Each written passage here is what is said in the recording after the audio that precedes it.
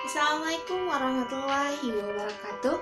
Perkenalkan, nama saya Lia Yuliani, NIM 2019-01-0004, Prodi Pendidikan Guru Sekolah Dasar, kelas 19A, Universitas Nusa Putra. Dosen pengampu yakni Bapak Dr. Haji Ujang Syarif Hidayat MPD selaku dosen dari mata kuliah belajar dan pembelajaran bidang studi. Baik, jadi untuk pokok pembahasan kali ini yakni perkembangan siswa dan penerapan setiap aspek perkembangan dalam proses pembelajaran. Perkembangan peserta didik sendiri berkenaan dengan keseluruhan kepribadian individu anak, karena kepribadian individu membentuk satu kesatuan yang terintegrasi secara umum dapat dibedakan menjadi beberapa aspek utama. Yang pertama ada aspek kognitif, yang kedua aspek fisik, yang ketiga aspek psikomotorik, yang keempat aspek sosial, kelima aspek emosional, dan keenam aspek bahasa. Perkembangan dari setiap aspek kepribadian tidak selalu bersama-sama atau sejajar. Perkembangan sesuatu aspek mungkin mendahului atau mungkin juga mengikuti aspek lainnya. Nah, jadi yang pertama yaitu aspek perkembangan kognitif.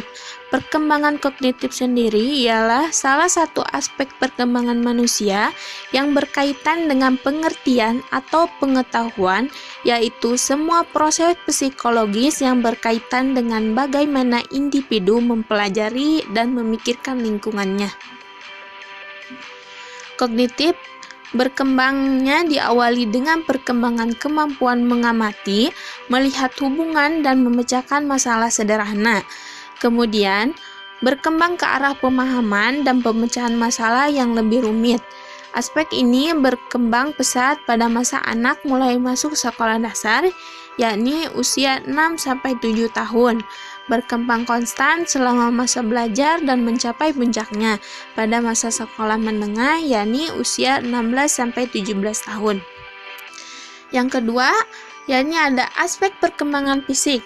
Pertumbuhan fisik sendiri ialah pertumbuhan struktur tubuh manusia yang terjadi sejak dalam kandungan hingga ia dewasa atau mencapai tingkat kematangan pertumbuhannya. Perkembangan fisiknya sendiri mengikuti prinsip-prinsip yang berlaku umum, yaitu tipe perubahan, pola pertumbuhan fisik, dan karakteristik perkembangan, serta perbedaan individual. Ketiga, ada aspek perkembangan psikomotorik. Perkembangan motorik sangat berkaitan erat dengan perkembangan fisik anak. Motorik sendiri ialah perkembangan pengendalian gerakan tubuh melalui kegiatan yang terkoordinir antara susunan saraf, otot, otak, dan spinal cord. Perkembangan motorik yang sempurna sangat menopang dalam melaksanakan tugas perkembangan anak pada umumnya. Terlebih lagi bagi kalangan tertentu yang menggunakan kecerdasan motorik sebagai tumpuannya, seperti olahragawan dan profesional. Psikomotorik dan motorik sendiri memiliki definisi yang berbeda secara umum. Motorik ialah gerakan, sedangkan psikomotorik ialah kemampuan gerak. Yang keempat, ada aspek perkembangan moral. Moral sendiri dapat diartikan sebagai ajaran kesusilaan. Aspek moral juga sudah berkembang sejak anak masih kecil. Peranan lingkungan, terutama lingkungan keluarga, sangat dominan bagi perkembangan aspek ini. Pada mulanya, anak melakukan perbuatan bermoral karena meniru atau baru kemudian menjadi perbuatan atas prasangka sendiri. Tingkatan tertinggi dalam perkembangan moral sendiri ialah melakukan sesuatu perbuatan bermoral karena panggilan hati nurani, tanpa perintah, tanpa harapan akan sesuatu imbalan atau pujian. Selanjutnya, yang kelima ada aspek perkembangan emosional. Emosi sendiri ialah setiap keadaan pada diri seseorang dan berhubungan dengan kondisi afektifnya dengan tingkatan yang lemah maupun yang kuat. Keadaan afektif yang dimaksud adalah perasaan-perasaan tertentu yang dialami pada saat menghadapi suatu situasi tertentu, seperti rasa senang, bahagia, benci, kangen, terkejut, tidak puas, tidak senang, dan sebagainya. Perkembangan aspek afektif atau perasaan emosional konstan kecuali pada masa remaja awal, yaitu 13-14 tahun, dan remaja tengah 15-16 tahun, serta berakhir pada masa remaja akhir, yaitu pada usia 8-21 tahun. Yang keenam, ada aspek perkembangan sosial. Aspek perkembangan sosial juga dapat diartikan sebagai proses belajar untuk menyesuaikan diri terhadap norma-norma kelompok moral dan tradisi, meleburkan diri menjadi satu kesatuan, dan saling berkomunikasi dan kerjasama. Pada awalnya, manusia dilahirkan belum bersifat sosial, dalam artian belum memiliki kemampuan dalam berinteraksi dengan orang lain. Kemampuan sosial anak diperoleh dari berbagai kesempatan dan pengalaman bergaul dengan orang-orang di lingkungannya.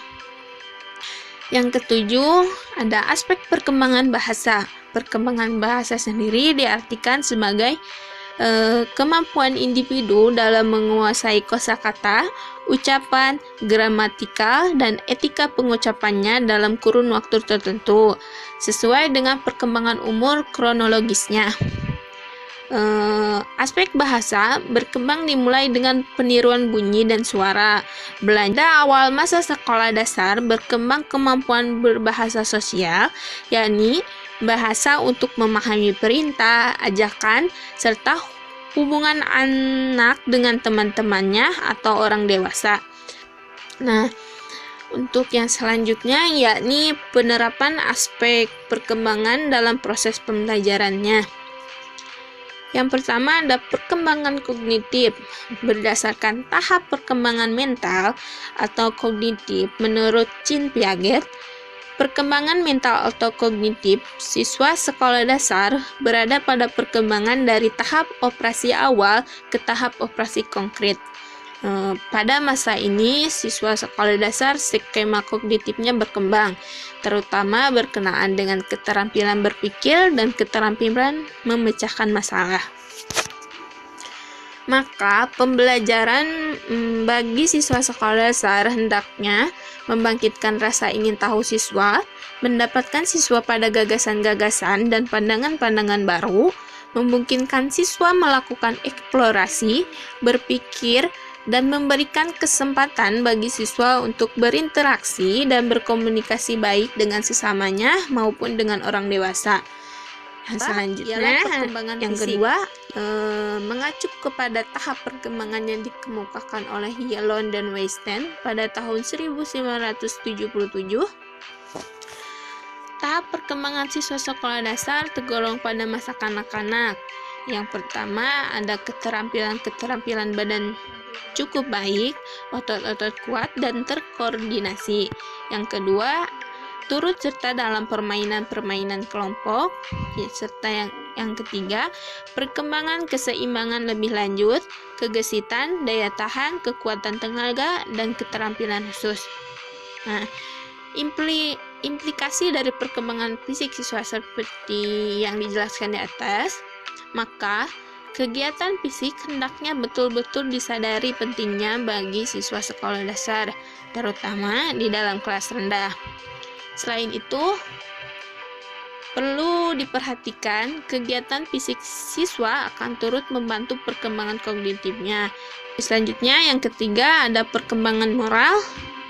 Berdasarkan tahap perkembangan moral menurut Laurence Colbert, perkembangan moral siswa sekolah dasar berada pada pergeseran dari tahap 1, yaitu kepatuhan dan hukuman, tahap 2, instrumental relatif, atau menuju tahap Yang ketiga, ada orientasi keselarasan interpersonal. Implikasi dari tahap perkembangan ini sendiri, seorang guru hendaknya bersama-sama menciptakan aturan dan kejujuran secara konsisten, mengupayakan disiplin yang tegas dan dapat dipahami. Namun demikian, pada kelas-kelas rendah, seorang guru diharapkan mempertimbangkan orientasi kepatuhan dan hukuman pada diri siswa. Selanjutnya, yang keempat, ada perkembangan emosional. Perkembangan emosional siswa sekolah dasar antara lain yakni banyak menggunakan waktu untuk membebaskan diri dari rumah, menyamakan diri dengan teman sebayanya, namun masih menerima persetujuan dari orang dewasa, mudah terharu, tetapi pemberanian dan percaya pada diri sendiri. Implikasi dari perkembangan di atas, maka seorang guru mestinya menerima kebutuhan-kebutuhan akan kebebasan anak dan menambahkan tanggung jawab anak. Selain itu juga, guru hendaknya mengembangkan keberanian dan perasaan percaya diri siswa, juga keterbukaan siswa terhadap kritik. Yang selanjutnya, yang kelima, ialah perkembangan sosial.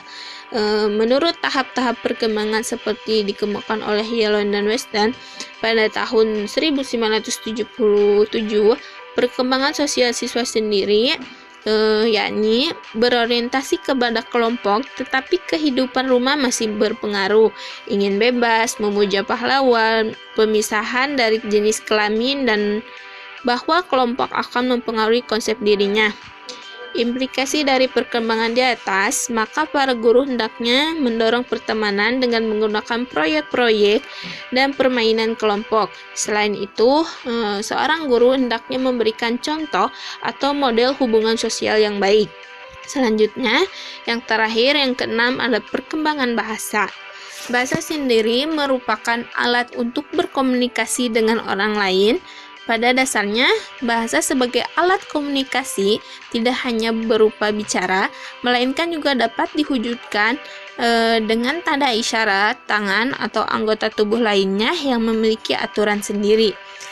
Salah satu tokoh psikologi, Shane Wood atau Baraja, 2005, halaman 179, mendasarkan teori bahasanya dengan aksioma paralel, yaitu gerakan-gerakan fisik, yakni merupakan pernyataan gerakan-gerakan psikis. Dengan demikian, terdapat hubungan yang paralel antara gejala batin dan gejala luar. Apa yang terlihat dalam raut wajah dan tingkah laku akan menentukan suatu kebutuhan psikologis seseorang. Mungkin hanya itu yang dapat saya sampaikan. Selebihnya mohon maaf bila ada kesalahan. Wabillahi taufiq wal hidayah. Wassalamualaikum warahmatullahi wabarakatuh.